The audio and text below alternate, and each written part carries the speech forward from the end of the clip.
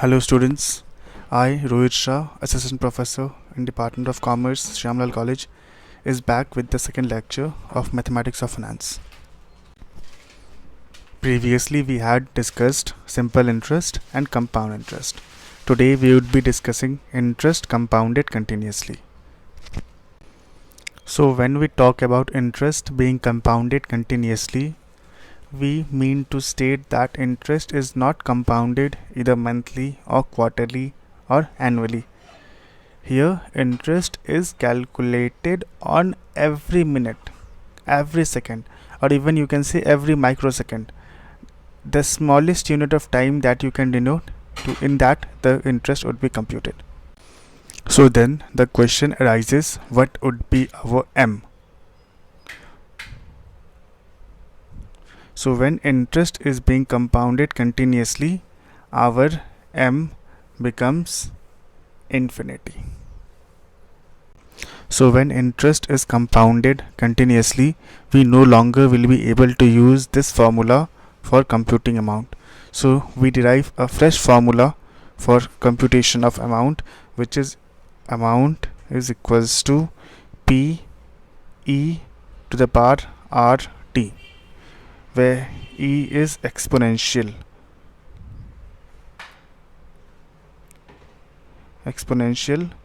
R is the rate of interest, which is annual rate of interest, T is time period, and P is as usual principal. So the value of e to the power RT, we will derive it from the tables. So let's try to understand this by a question. The question is, a person deposits rupees 5,000 in a bank which pays an interest of 11% per annum compounded continuously. So here you can see that interest is being compounded continuously. So how much will the amount be in his account after 10 years? So the things that we know here is principal amount that he had deposited is rupees 5,000. We also know the rate of interest, which is R, which is equals to 11%, which is 0.11. We also know the time period, which is 10 years. Since the interest is being compounded continuously, the formula for amount becomes amount equals to P e to the power RT, which makes it to P is 5,000, e to the power R, which is 0.11, and T is 10, which makes it to 5,000 exponential, that is e to the power 1.1. Now we will look for the value of e 1.1 in the exponential table. Now we will move towards the back side of the book, and in the table of exponential we will search for 1.1 in the x column. So in the x column 1.1, we get it here. The value of 1.1 is 3.0042. So here it becomes 5,000 into the value of e to the power 1.1, which is 3.0042. So now we multiply 5,000 into 3.0042 and we get rupees 15,021. Hence the amount will be rupees 15,021 if 5,000 is compounded continuously at the rate of 11% per annum for 10 years. Now we will do one more question of this topic and then we will wind up this topic. So now let's move to another question. A national savings certificate costs rupees 15 and realizes rupees 20 after 10 years. So find the rate of interest involved if it is added yearly or continuously. So in the first case, the compounding is being done yearly. In the second case, the compounding is being done continuously.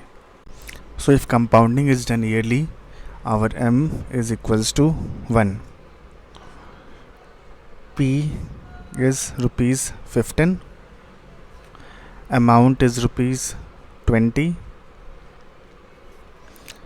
Time period is 10 years. And we need to find the rate of interest. So now we can compute our n. N is equals to t multiplied by m, which is equals to 10 into 1, which is 10. I equals to r divided by m, which is equals to r divided by 1, which is equals to r. Since we all know that amount is equals to p1 plus I to the power n, which implies amount is given to us rupees 20. So 20 is equals to 15 in brackets 1 plus I to the power n, which is 10, which implies 20 divided by 15 is equals to 1 plus I to the power 10, which implies 1.3333 is equals to 1 plus I to the power 10. Now we take log on both the sides. So this becomes log 1.3333 is equals to 10 log 1 plus I. So for the value of log 1.3333, we look into the log table. So here is the log table.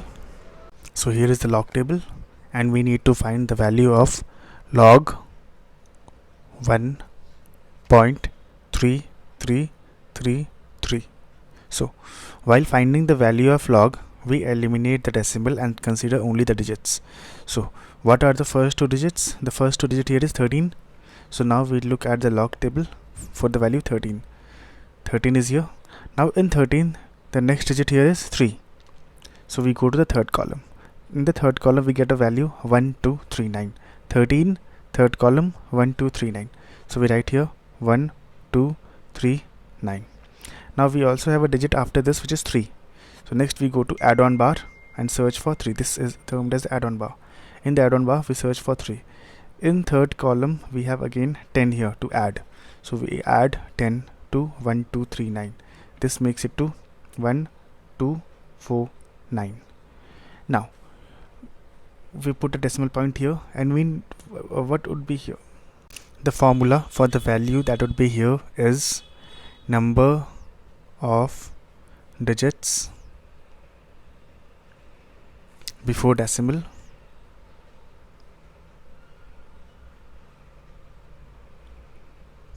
subtracted by 1.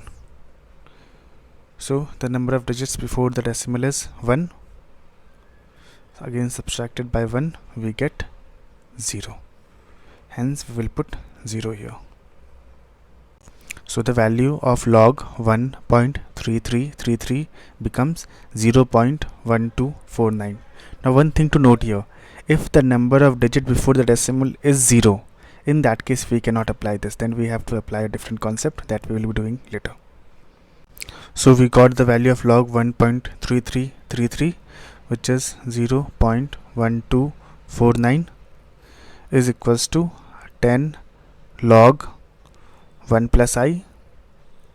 Now we divide the 10 here, so it makes it 0.01249 is equals to log 1 plus I.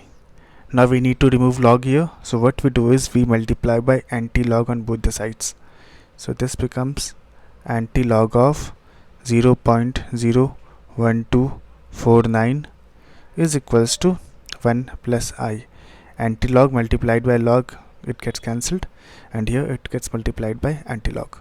Now we need to find the value of anti-log 0.01249. So to find the value of anti-log of 0.01249, we move towards the anti-logarithm table, which is given in the back side of the book. So while finding anti-logarithm of any value, we consider only the digits after the decimal. So the digits after the decimal is 01. Hence we will look for 01, 0.01. 0.01 we get here.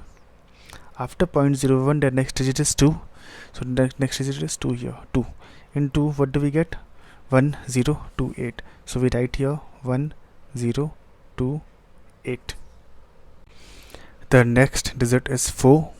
So we look for 4 in the add-on bar. And while looking for 4 in the add-on bar, we get 1. So we need to add 1 here. So this becomes 1029. So now we need to put a decimal in 1029. So the formula for putting decimal here is the value of the digit before decimal plus 1. So here the value of the digit before decimal is 0. So this becomes 0 plus 1, which is equals to 1. Hence we will put decimal after one digit in the obtained value. So after one digit we put a decimal here. So hence the value of antilog 0.01249 becomes 1.029. So the obtained value of antilog 0.01249 was 1.029 is equals to 1 plus I.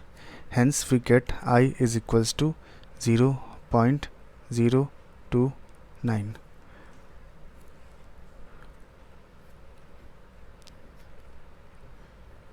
Hence the rate of interest is 2.9%. Now let's move towards the second part of the question. In the second part, interest is getting added continuously, which means interest is compounded continuously. So when interest is compounded continuously, my m is equals to infinity. We know what is our principal. Principal is rupees 15. Amount is also known, which is rupees 20. Time period is also known, which is 10 years. But we need to find out our rate of interest, which is not known to us. So when interest is compounded continuously, we know that the formula of amount becomes amount equals to P e to the power RT, which implies 20 is equals to 15 exponential to the power RT. We don't know what our R is, so let it be as it is, R multiplied by time, which is 10. So this becomes 20 divided by 15 is equals to e to the power 10R, which implies 1.3333 is equals to e to the power 10R. Now we again apply log on both sides. So log 1.3333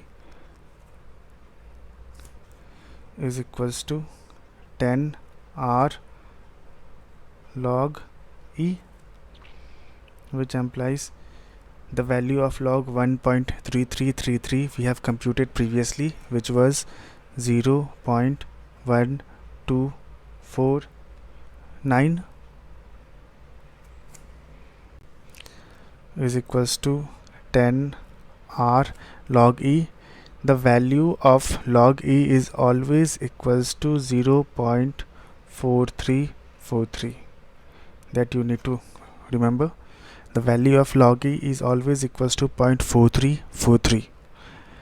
So after solving this, we get the value of R, which is equals to 0.0288. Therefore our rate of interest is 2.88%.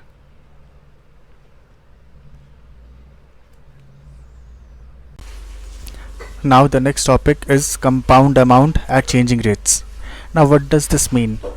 This means that in the initial years we will be charging a different rate, in the middle years we will be charging a different rate, and then in the later years we will be charging different rates. So there will be 3 or 4 or 5 different rates which we will be charging in different periods at different intervals. So let's understand this concept by an example. So in this particular question, Mr. X has deposited rupees 10,000 in a bank for 13 years, offering interest at the rate of 6% compounded half yearly for the first 2 years, at the rate of 12% compounded quarterly for next 3 years, then 18% compounded monthly for next 3 years, and then compounded continuously at the rate of 14% thereafter. So what does this mean? This means that for the first 2 years, interest will be compounded half yearly at the rate of 6%, After that, for the next 3 years, interest will be compounded quarterly at the rate of 12%. After that, for the next 3 years, interest will be compounded monthly at the rate of 18%. So how many years done? 3 plus 3 plus 2, which is 8 years. 13 minus 8, which is 5 years. So for the remaining 5 years, interest will be compounded continuously at the rate of 14%. So let's solve this. So the formula for amount in changing rates is principal multiplied by first rate to the power n, multiplied by second rate to the power n, multiplied by third rate to the power n, and if it is compounded continuously thereafter, then e to the power rt. So our principal is rupees 10,000, so we put 10,000 here. Then we have 1 plus I1. What is the first rate? First rate is 6% compounded half yearly. So if it is 6% compounded half yearly, which means that my M1 is equals to 2, my R1 is equals to 6%, which is 0.06. My T1, that is time period for this rate, is 2 years. So my T1 is 2 years. So I can compute what is my I1 here. My I1 is, the formula for I1 is R1 divided by M1, which is equals to 0.06 divided by 2. M1 is 2 because it is compounded half yearly. So I1 becomes 0.03. So 1 plus 0.03 to the power n1. Our n1 becomes T1 multiplied by m1, which is 2 multiplied by 2, which is equals to 4. So our n1 is 4 here. Next we have 1 plus I2. I2 is the second rate of interest. Now what is the second rate? Second rate is 12% compounded quarterly. So if it is compounded quarterly, my M2 becomes 4 because compounding is done 4 times a year. Second rate is 12%. And the time period for the second rate is 3 years. So we can calculate our I2. I2 is R2 divided by M2, which is equals to 0.12 divided by 4, which is equals to 0.03. So our I2 is 0.03 to the power n2. N2 is T2 multiplied by M2. M2 is 4 because compounding is done 4 times a year, and time period for second rate is 3 years. So this becomes 3 into 4, which is equals to 12. So our n2 is 12 here. Next is 1 plus I3. So 1 plus I3. For I3 we need to look after the third rate. Third rate is 18%. So third rate is 18%, which we can rewrite as 0.18, which is compounded monthly. So our M3 is 12 because compounding is done 12 times in a year. For how many years? Time period is 3 years. So T3 is again equals to 3 years. So our I3 becomes R3 divided by M3, which is equals to 0.18 divided by 12, which is equals to 0.015. Hence we put the value of I3 here, which is 0.015 to the power n3. Now what is our n3? N3 is equals to T3 multiplied by M3, which is equals to 3 multiplied by 12, which we get 36. 12 3 is 36. Hence our n3 is equals to 36 here. Next we have e to the power rt. E to the power r. R is the rate at which interest is being compounded continuously, which is 14%. So here it becomes 0.14 in brackets multiplied by time. what is the time period for compounded continuously? The time period for compounded continuously is the remaining time period, which is 13 minus 2 minus 3 minus 3, which is 13 minus 8, which makes it to 5 years. So the third time period is 5 years.